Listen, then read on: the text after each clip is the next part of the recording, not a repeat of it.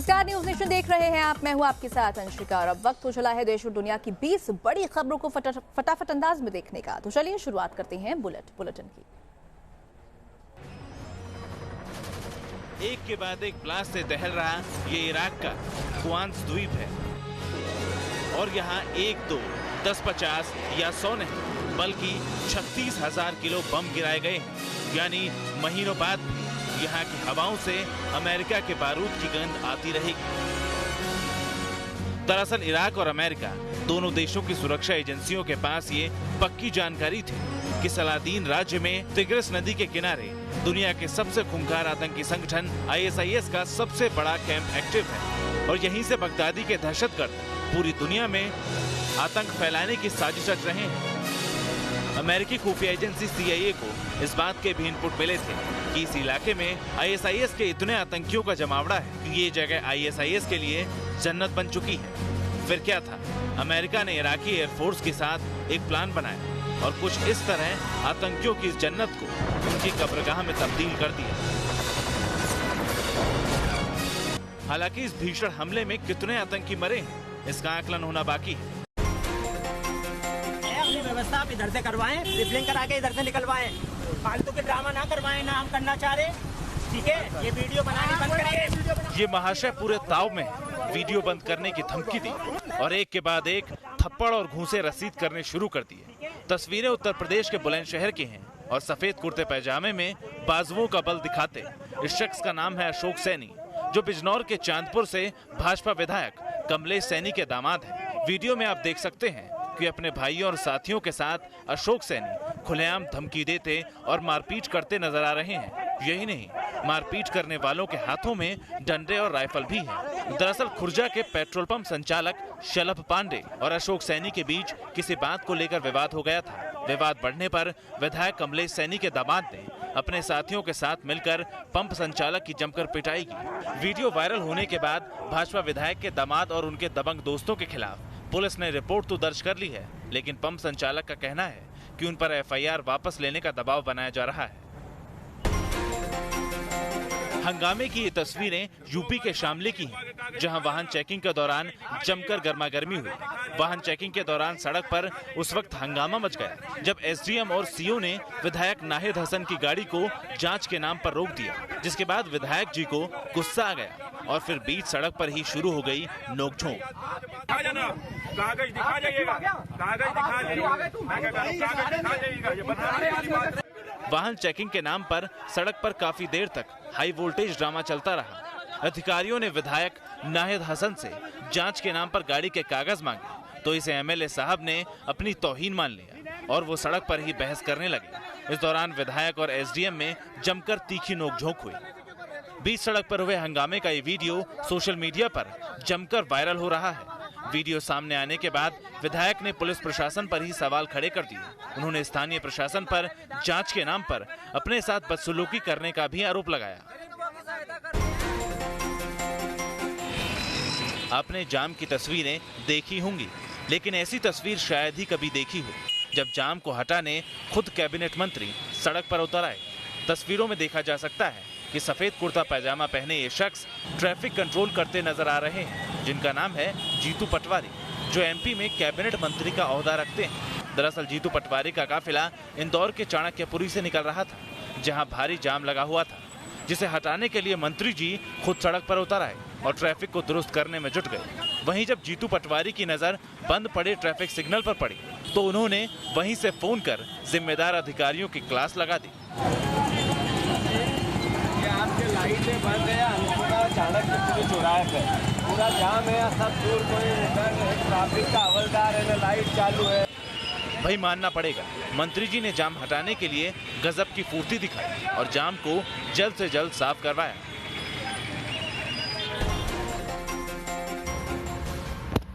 अगर आप सोच रहे हैं कि ये शख्स अपनी बाइक से पेट्रोल निकाल रहा है तो आप गलत हैं। अगर आप सोच रहे हैं कि तेल चोरी करने वाला ये शख्स कोई पेशेवर चोर है तो भी आप गलत हैं।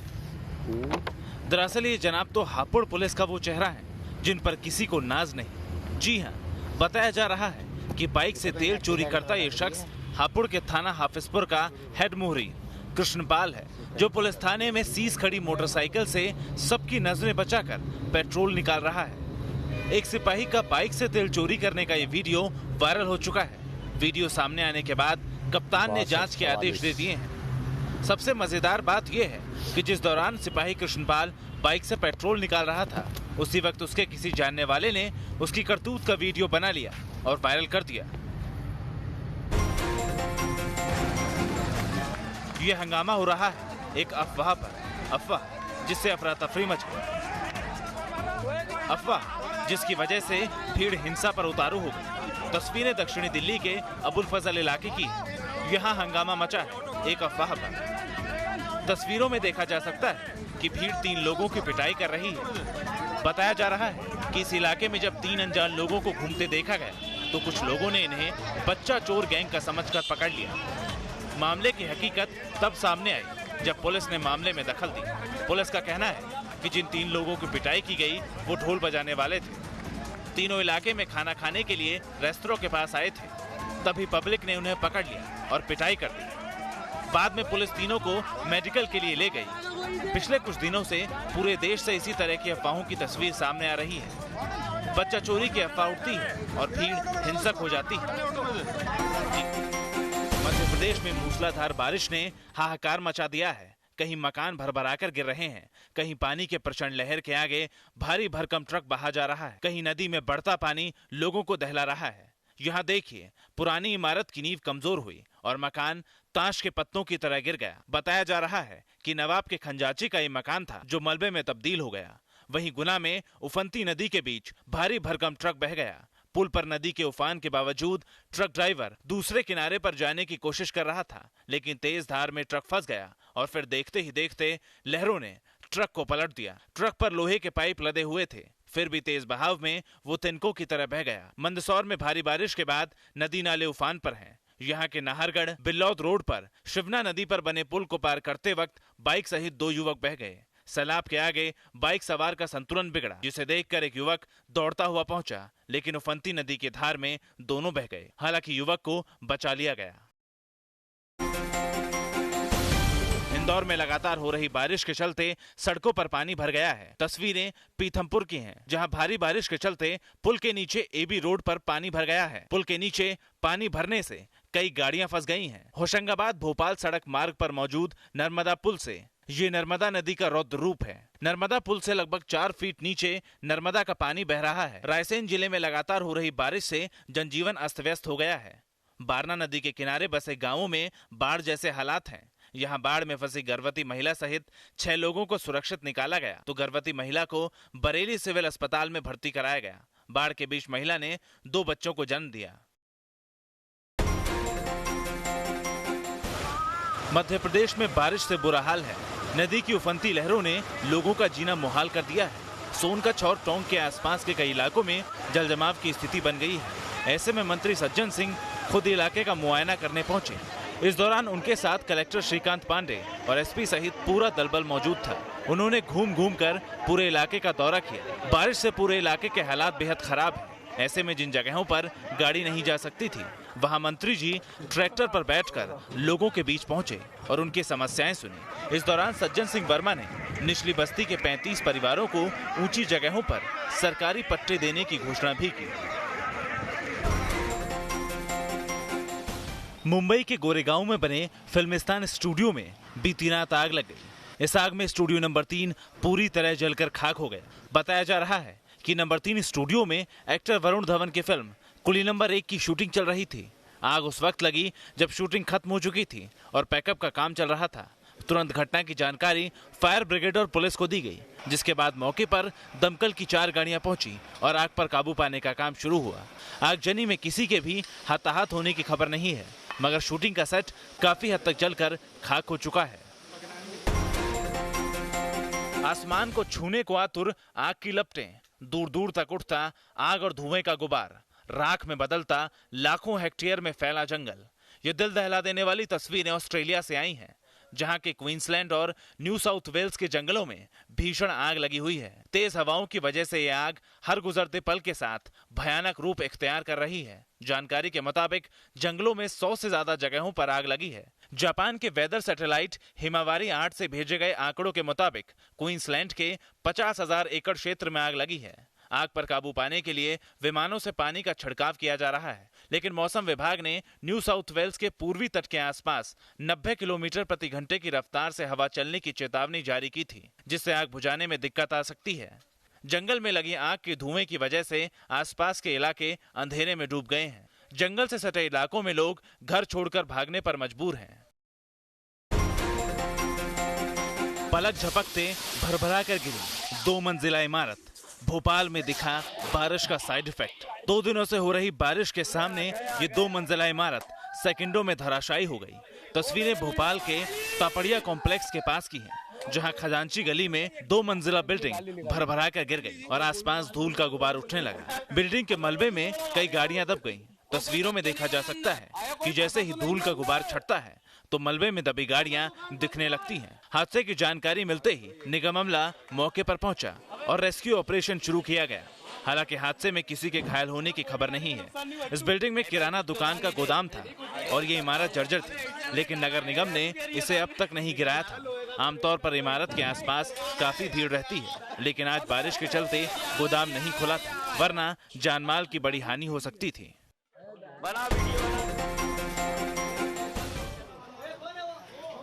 मंगलवार की रात मुंबई के क्रॉफर्ड मार्केट में आफत बनकर आई। रात 8 बजे के करीब एक 5 मंजिला इमारत अचानक गिर गई और वहां चीख पुकार मच गई। यूसुफ बिल्डिंग के पीछे का हिस्सा भरभरा कर गिर गया और इसके साथ ही इमारत में रहने वाले कई लोग भी मलबे में दब गए। पुलिस और फायर ब्रिगेड के अधिकारियों को हादसे के बारे में जानकारी दी गई। इसके बाद दमकल विभाग की कई गाड़ियां मौके पर पहुंची और रेस्क्यू ऑपरेशन शुरू किया गया। कुछ ही घंटों के बीच मलबे में फंसे सभी लोगों को बाहर निकाल लिया गया। महाडा ने इस बिल्डिंग को पहले ही खतरनाक घोषित कर दिया था और यहां रहने वाले लोगों को इमारत खाली करने के आदेश दिए थे। बावजूद इसके कुछ लोग अब भी बिल्डिंग के तीसरे फ्लोर पर थे। मंगलवार को अचानक बिल्डिंग के गिरने से लोगों को संभलने का मौका भी नहीं मिला और वो मलबे में दब गए। ये खौफनाक तस्वीरें ब्राजील से आई हैं, जहां एक नदी में एनाकोंडा और मगरमच्छ की डरा देने वाली तस्वीरें देखने को मिली। यहाँ एक 28 फीट के एनाकोंडा ने 6 फीट के मगरमच्छ को जकड़कर रखा हुआ है। मगरमच्छ हिल भी नहीं पा रहा। काफी देर तक एनाकोंडा मगरमच्छ को काबू करने की कोशिश करता है। आखिरकार मगरमच्छ की हिम्मत टूट जाती है और वो विशालकाय एनाकोंडा के सामने सरेंडर कर देता है, जिससे मगरमच्छ की मौत हो जाती है। जंगल में एडवेंचर के लिए निकले एक वाइल्ड लाइफ फोटोग्राफर की नजर जब नदी पर पड़ी तो उसने ये तस्वीरें कैद कर ली। अस्पताल में एक दूसरे के बगल में लेटे ये लोग एक ही परिवार के हैं, लेकिन ना तो इन्हें किसी बीमारी ने घेरा है और ना ही इन पर किसी चोर डकैत ने हमला किया है, बल्कि ये तो सिरफिरों की प्रेम कहानी के मारे हैं। पीड़ित परिवार के मुताबिक इनके घर की लाडली का गांव के ही एक लड़के के साथ प्रेम प्रसंग चल रहा था, लेकिन घर वाले इस रिश्ते के सख्त खिलाफ थे। लड़की के लाख मनाने के बावजूद जब घर वाले रिश्ते के लिए राजी नहीं हुए तो लड़की ने अपने प्रेमी के साथ मिलकर अपने ही घर वालों को मारने का फैसला कर दिया और रात में खाना बनाते वक्त चावल में जहर मिला दिया। इसके तुरंत बाद लड़की जेवर लेकर प्रेमी के साथ फरार हो गई। ये तो इनकी किस्मत अच्छी थी कि तबीयत बिगड़ने पर इन लोगों ने शोर मचाना शुरू कर दिया और पड़ोसियों ने वक्त रहते इन सभी को अस्पताल में भर्ती करा दिया। अब जिंदगी भर इन्हें खुद को यकीन दिलाना पड़ेगा कि जिस बेटी को इन्होंने अपना खून पसीना एक करके बड़ा किया, वही बेटी इनकी चिता पर फेरे लेने का सपना देख रही थी।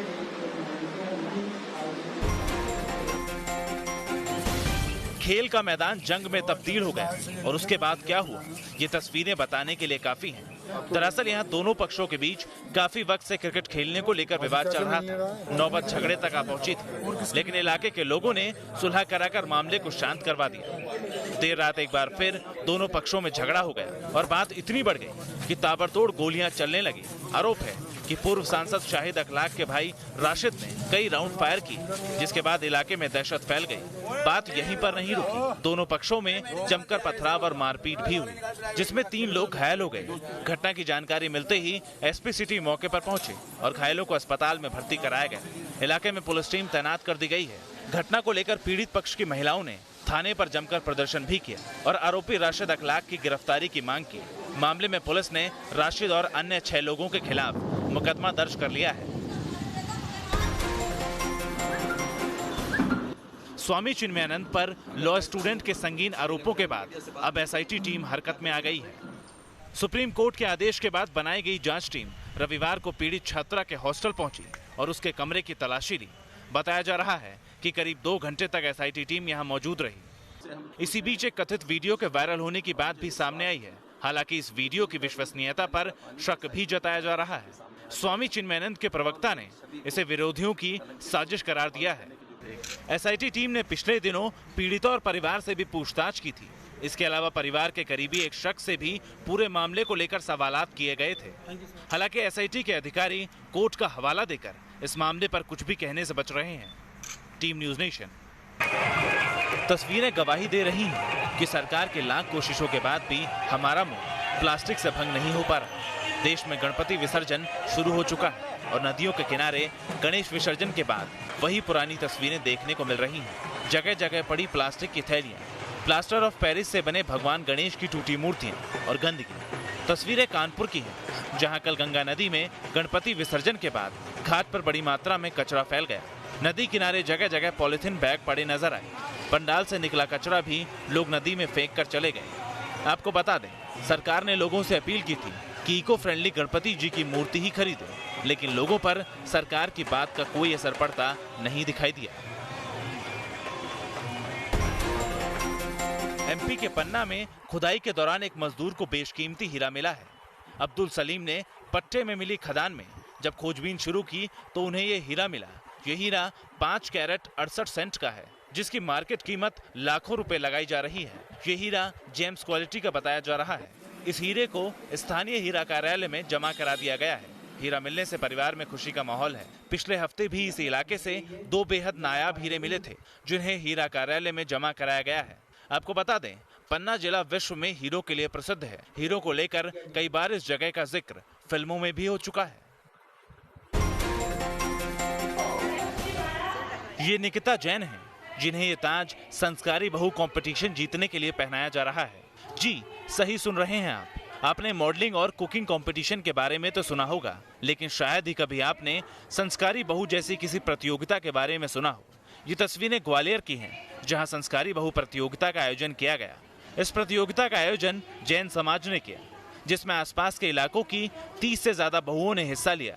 इसमें 3 राउंड रखे गए थे, जिसमें परिवार, धर्म, संस्कृति और परंपराओं से जुड़े कई सवाल पूछे गए। साथ ही पूछा गया कि मुश्किल हालात में परिवार को किस तरह संभालेंगे।